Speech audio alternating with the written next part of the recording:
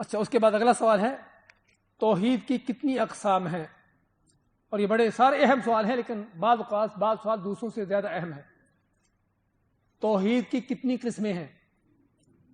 اس کی 3 قسمیں ہیں: توحید ربوبیت، توحید الوہیت اور توحید اسماء و صفات۔ ترتیب ضروری نہیں یہی ہو، الوہیت کو پہلے لیں، ربوبیت کے بعد میں لیں، مشکل نہیں ہے، سمجھے نا؟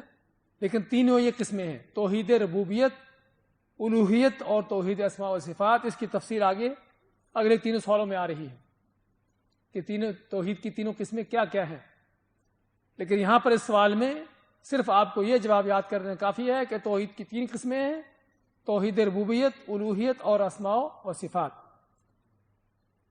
اچھا، اس کی دلیل کیا ہے؟ کوئی پوچھے آپ سے بھی آپ نے توحید کی جو قسمیں جو بنائی ہیں کہاں سے لائے ہیں؟ قرآن و حدیث میں ہے اس کی دلیل کوئی؟ قرآن میں کئی دلیلیں ہیں، قرآن میں الگ الگ آیتوں میں بہت سی دلیلیں ہیں، بلکہ پورا کا پورا قرآن اسی چیز سے بھرا پڑا ہے۔ یہ نہیں کہ صرف دلیلیں ہیں، بلکہ پورا کا پورا قرآن توحید کی ان تینوں قسموں پر ہی ہے۔ لیکن بعض آیتوں میں تینوں توحید کی قسموں کا بیان آ گیا ہے، بعض آیتوں میں، ایک آیت نہیں بلکہ کئی آیتوں میں۔ ان میں سے ایک آیت جو آپ کے سامنے ہے: رب السماوات والارض وما بینہما فاعبدہ واصطبر لعبادتہ هل تعلم له سمیا۔ ترجمہ کیا ہے؟ رب السماوات والارض، اللہ کون ہے؟ کہ جو رب ہے آسمانوں اور زمین کا، وما بینہما اور جو کچھ ان دونوں کے درمیان ہے، ان ساری مخلوقات کا رب ہے اللہ۔ فاعبدہ، پس اس کی عبادت کرو۔ یہ کیا ہے؟ ہاں، پہلا جملہ کیا تھا؟ رب السماوات والارض وما بینہما، یہ کیا ہے؟ توحید ربوبیت، کہ آپ نے ہر کائنات کی ہر چیز کا رب کس کو مانا؟ اللہ کو مانا۔ اچھا، فاعبدہ، اس کی عبادت کرو۔ اور یہ فاعبد کا لفظ بھی پہلے جملے سے اٹیچ ہے۔ کیسے اٹیچ ہے؟ کہ اگر تم نے اللہ کو رب مانا ہے کائنات کی ہر چیز کا، تو پھر عبادت بھی اسی اللہ کا حق ہے۔ فاعبدہ، فا جو ہے لگا ہوا، یہ کہتے فا تعقیب، عربی میں اس کو تعقیب کا نام دیا جاتا ہے۔ تعقیب کا معنی کیا ہوتا ہے؟ کہ ایک چیز کے بعد دوسری چیز جو اس کا نتیجہ ہے، عقب سے، یعنی کہ اگر یہ تم نے کیا ہے تو پھر یہ کرو، اگر تم نے یہ چیز مانی ہے تو پھر یہ اس کو مانو، سمجھے نا؟ ان کنت رجلا فاخرج، اگر تم مرد ہے تو پھر باہر نکلو، سمجھے نا؟ تو یہاں پر کیا لگایا؟ فاخرج، فا، یہ عربی کے عام جو لفظ ہے اس میں آپ کو جملہ مثال دی میں نے۔ تو فا جو ہے وہ کیا ہوتا ہے؟ پہلے جملے کا نتیجہ ہوتا ہے کہ جو اگر تم نے یہ بات مانی ہے تو پھر اس کو بھی مانو۔ اگر تم یہ مانتے ہو کہ کائنات کا، پوری آسمان و زمین کی ہر چیز کا رب اللہ ہے، تو پھر عبادت بھی اسی کی ہونی چاہیے۔ فاعبدہ، اور عبادت پر کیا کرو؟ واصطبر لعبادتہ، اس کی عبادت پر جمے رہو۔ استبر صبر سے ہے، لیکن اس میں طاع کا لفظ زیادہ آیا ہے، اس کو زیادہ معنی اس کا گہرا کرنے کے لیے، زیادہ جمانے کے لیے، صبر کو زیادہ اور ٹھوس بنانے کے لیے، سمجھے نا؟ اصل صبر ہی ہے، لیکن اس میں طاع کو زیادہ لگا دیا گیا، اس کو زیادہ گہرا بنانے کے لیے کہ صبر کرو اس کی عبادت پر، جمے رہو اس کی عبادت پر۔ هل تعلم له سمیا، هل تعلم له سمیا، کیا تم جانتے ہو اس کا کوئی دوسرا ہم نام؟ اللہ تعالیٰ جیسا کائنات میں کسی اور کو جانتے ہو کہ اللہ تعالیٰ اور بھی کوئی کائنات میں ہے؟ اللہ تعالیٰ جیسا کوئی کائنات میں اور بھی ہے، کوئی جانتے ہو اس جیسا کو اور؟ اس کے ناموں جیسا؟ اس میں کیا آ گیا؟ توحید اسماء و صفات۔ تو ایک ہی آیت کے اندر توحید کی تینوں قسمیں واضح طور پر بالکل کھلے انداز سے آ گئے۔ اور ہم نے پہلے بھی ذکر کیا تھا آپ کو کیلانی صاحب کی کتاب توحید کی شرح میں، کہ جو وہاں پر توحید کی تقسیم کی گئی تھی وہ قرآن و سنت کے جو صحیح انداز ہے اس کے مطابق نہیں ہے، وہ بعض ان لوگوں کی ہے کہ جو قرآن و سنت سے تھوڑا یعنی کہ ہٹ کر انہوں نے کی ہے، اور کیلانی صاحب کو شاید اسی کا احساس نہیں ہوا، کیونکہ وہ بعض ایسی چیزیں جو ہمارے معاشرے میں چل رہی ہیں ان کو سوچا سمجھا نہیں جاتا کہ اس کی حقیقت کیا ہے. لیکن اصل توحید کی تینوں قسمیں یہ ہیں: توحید ربوبیت، الوہیت اور توحید اسماء و صفات. اور یہ آیت بالکل ٹھوس اور واضح دلیل ہے تینوں قسموں پر. پہلی قسم میں کیا آ گیا؟ اللہ تعالیٰ کا رب ہونا کائنات کی ہر چیز کا. اور فاعبدہ توحید الوہیت آ گئی. ہل تعلم لہ سمیہ، اس میں اللہ تعالیٰ کی کیا آ گیا؟ اس کے اسماء و صفات کا ذکر آ گیا کہ اس کا کوئی دوسرا ہم نام نہیں ہے، یعنی اللہ تعالیٰ ہی اپنے نام و صفات میں یکتا اکیلا ہے. اللہ تعالیٰ اپنے نام و صفات میں یکتا اور اکیلا ہے. یہ ہے قرآن کی آیت. اور آگے حدیث میں کیا ہے؟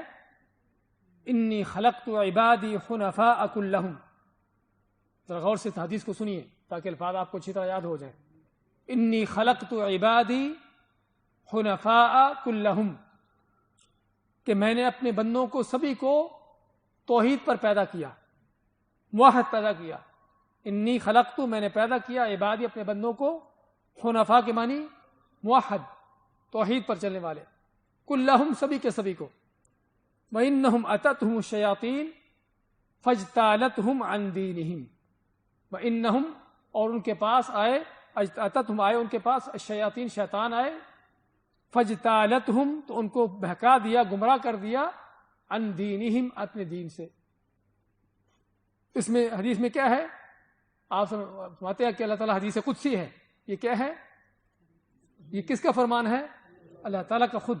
یہ خود اللہ تعالیٰ فرما رہا ہے، لیکن قرآن میں نہیں بلکہ حدیث میں. تو حدیث میں اگر اس طرح کے لفظ آتے ہیں تو اس کو کیا کہتے ہیں؟ حدیث قدسی. قدسی کا معنی کہ وہ حدیث جو اللہ تعالیٰ کی مقدس ذات کی طرف منسوب ہے. قدسی کیوں کہا گیا اس کو؟ کہ اللہ کی مقدس ذات کی طرف اس کی نسبت کے لیے، کہ اللہ کی مقدس ذات کی طرف اس کی نسبت کرتے اس کو قدسی کہا گیا. تو ایسی حدیث جو کہ اس انداز سے آتی ہیں، جو اللہ تعالیٰ کی طرف سے ہوتی ہے، اللہ تعالیٰ کے کلام ہوتا ہے لیکن قرآن میں نہیں ہے، ان کو حدیث قدسی کہا جاتا ہے. تو اللہ تعالیٰ خود فرماتا ہے کہ میں انی خلقت عبادی حنفاء کلہم، انی خلقت عبادی حنفاء کلہم وانہم اتتہم الشیاطین فاجتالتہم عن دینہم. اگر کسی کو زیادہ مشکل لگے نا تو صرف پہلا جملہ یاد کر لے. کیا خیال ہے؟ کلہم تک ساری یاد کرے تو اچھا ہے، کیونکہ اگر اللہ نے سارے سبھی کو موحد پیدا کیا تو پھر کیوں توحید پر نہیں رہے؟ آگے اس کی وجہ بیان ہوئی ہے. اس لیے سارا یاد کرے تو اچھا ہے، لیکن نہ یاد ہو سکے تو پہلا جملہ یاد کر لیں، صرف 4-5 لفظ، اس کے زیادہ نہیں ہے. انی خلقت عبادی حنفاء کلہم، کہ اللہ فرماتا ہے کہ میں نے خلقت پیدا کیا. اس میں کیا ہے؟ ربوبیت. حنفاء الوہیت، اللہ نے توحید پر کیا پیدا. حنفاء کلہم اسماء و صفات کے حوالے سے اس میں کوئی خاص ذکر نہیں آیا، لیکن یعنی کہ اس میں ضمن ذکر ہے، ضمنی طور پر ان دونوں چیزوں کے اندر ذکر آ جاتا ہے کہ اللہ تعالیٰ نے خلقت عبادی پیدا کیا، میں نے اپنے بندوں کو، توحید ربوبیت ہے. حنفاء کس پر پیدا کیا؟ توحید پر، یعنی اللہ تعالیٰ کی الوہیت کا اس میں ذکر آ گیا. تو اس میں بھی اللہ تعالیٰ کی توحید کی اقسام کا ذکر ہے. تو سوال یہ تھا کہ توحید کی کتنی اقسام ہیں؟ جواب ہے کہ توحید کی 3 قسمیں ہیں: توحید الوہیت اور ربوبیت اور اسماء و صفات. تو دلیل کیا ہے؟ رب السماوات والارض وما بینہما، توحید ربوبیت. فاعبدہ واستبر لعبادتہ، توحید الوہیت. ہل تعلم لہ سمیہ، توحید اسماء و صفات. اور حدیث میں انی خلقت عبادی حنفاء کلہم، خلقت عبادی میں نے پیدا کیا اپنے بندوں کو، ربوبیت آ گئی.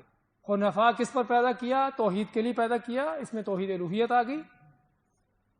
فإنہم اتتہم الشیاطین فاجتالتہم عن دینہم، اور ان کے پاس شیطان آئے جنہوں نے ان کو ان کے دین سے گمراہ کر دیا.